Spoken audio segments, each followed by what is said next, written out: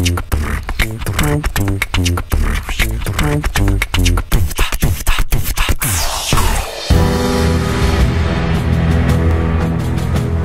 benar-benar sangat terkejut membaca berita yang menyatakan bahwa saya telah diingatkan oleh Pak Jokowi agar tidak keras-keras dalam bicara dan mengkritiknya. Itu jelas tidak benar sama sekali, ujar Anwar Abbas lewat keterangan tertulis, Senin, tanggal 13 Desember tahun 2021. Wakil Ketua Majelis Ulama Indonesia, Anwar Abbas membantah soal adanya kabar bahwa Presiden Jokowi telah melarangnya untuk mengkritik keras pemerintah. Mantan Ketua PP Muhammadiyah itu meluruskan bahwa yang mengingatkannya adalah teman-teman di MUI, bukan Presiden Jokowi. Itu pun, lanjut Anwar, disampaikan sambil berseloroh. Lalu saya bilang dengan mereka, jangan takut, Pak Jokowi itu sudah kebal dengan kritik. Anwar mengakui sangat sering menyampaikan kritik dan pandangannya kepada Jokowi dalam beberapa kali pertemuan. Menurut Anwar, Jokowi bukanlah orang yang anti kritik. Bahkan dalam salah satu pertemuan di istana, Mensesnek pernah mendekati saya dan bilang, apa yang saya sampaikan tadi telah dicatat oleh Presiden. Itu menandakan Pak Jokowi bisa menerima kritik dan pandangan saya, ujar Anwar Abbas.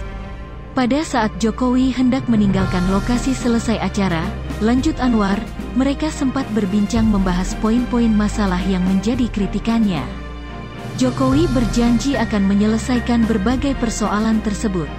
Seperti diketahui, nama Wakil Ketua Umum MUI Anwar Abbas menjadi bahan pembicaraan setelah secara terbuka menyampaikan kritik di hadapan Presiden Jokowi dalam pembukaan Kongres Ekonomi Umat Kedua MUI tahun 2021. Kalau saya tidak salah, sebelum Pak Jokowi 0,41 ya. Tetapi begitu kepemimpinan negeri ini diambil oleh Pak Jokowi turun ya menjadi 0,39. Sehingga akibatnya kesenjangan sosial ekonomi di tengah masyarakat kita tampak semakin terjal. Tadi saya disiapkan bahan sambutan seperti ini banyaknya.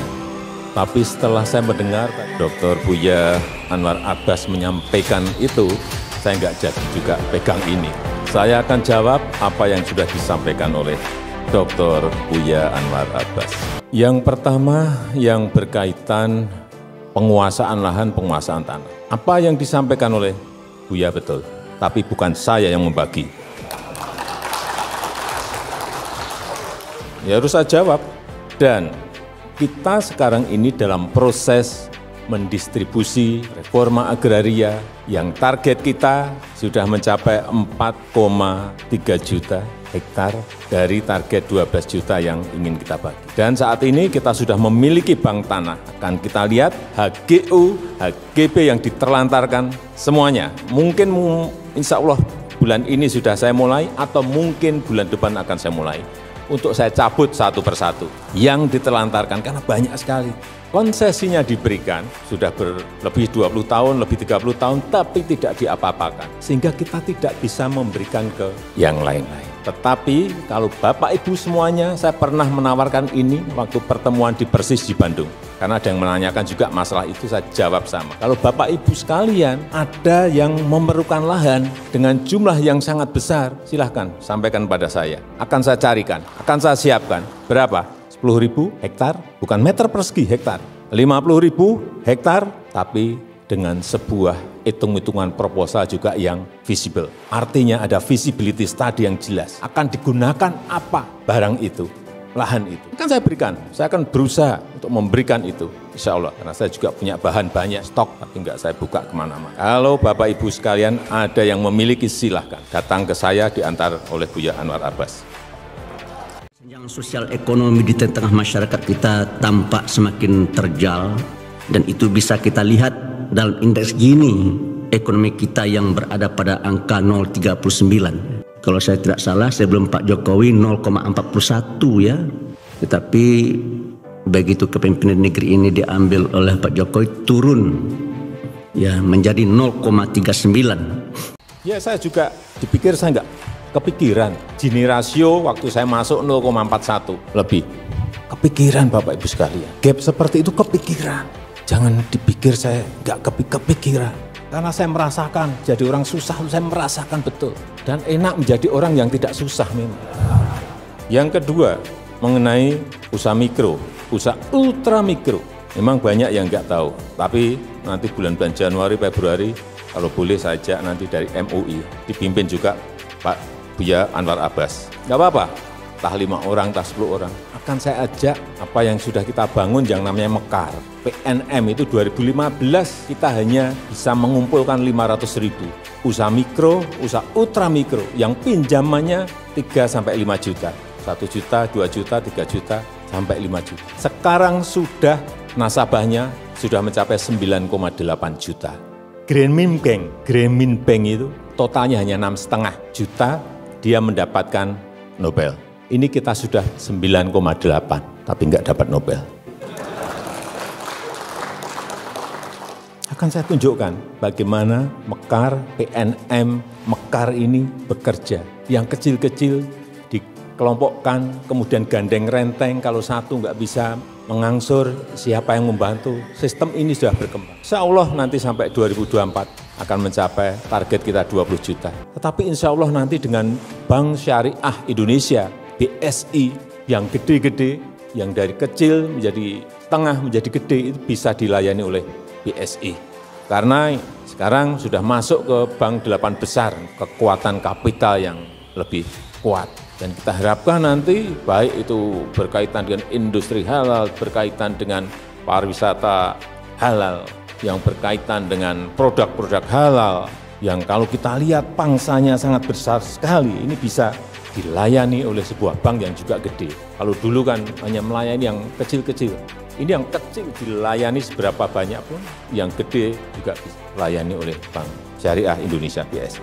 Saya juga senang, ini karena sudah menjawab 2 hal tadi, saya ingin memberikan posisi ekonomi syariah kita yang tahun 2014 itu pada posisi ranking yang ke-9. 2020-2021 kita sudah naik menjadi peringkat ke-4 dunia. Perkiraan saya insya Allah dalam 3-4 tahun ini akan masuk ke 2 atau ke 1.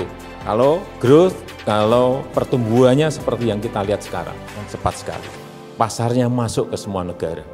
Inilah saya kira perkembangan ekonomi syariah kita dalam 6-7 tahun ini, dan kita harapkan dengan jumlah penduduk terbesar, jumlah penduduk muslim terbesar di dunia sebesar 87% atau 207 juta jiwa, kita telah berkomitmen untuk menjadi pusat ekonomi syariah di tahun 2024. Dan kita akan berusaha keras untuk itu. Baik, tadi yang saya sampaikan mengenai pengembangan industri halal, pengembangan sektor keuangan syariah, pengembangan sektor keuangan sosial syariah, pengembangan kewirausahaan syariah, semuanya akan kita dorong karena memang kita ini adalah negara dengan penduduk muslim terbesar di dunia, dan ini saya ulang-ulang terus di mana-mana mengenai ini. Agar negara lain tahu bahwa Indonesia adalah negara dengan penduduk muslim terbesar di dunia. Apalagi sejak 1 Desember kemarin kita telah menjadi presidensi G20, keketuaan G20. Artinya kita menjadi ketua dari negara-negara besar, negara-negara maju dengan PDB, dengan GDP, Gross Domestic Product, masuk dalam 20 besar. Kita sekarang di nomor 16, tapi seperti tadi disampaikan oleh Buya bahwa insya Allah di 2045 memang hitung-hitungan McKinsey, hitung-hitungan dari Bank Dunia, World Bank, dari IMF memang kita akan masuk ke 4 besar. Tapi itu halangannya juga tidak kecil, tantangannya juga bukan tantangan yang mudah. Ada syarat-syarat kita untuk mencapai ke sana. Sehingga perkiraan PDB kita saat itu di 2040-2045 kurang lebih 23.000 sampai 27.000 income per kapita masyarakat kita. Sebuah angka yang sangat besar sekali tentu saja. Tapi itu butuh kerja keras kita semua.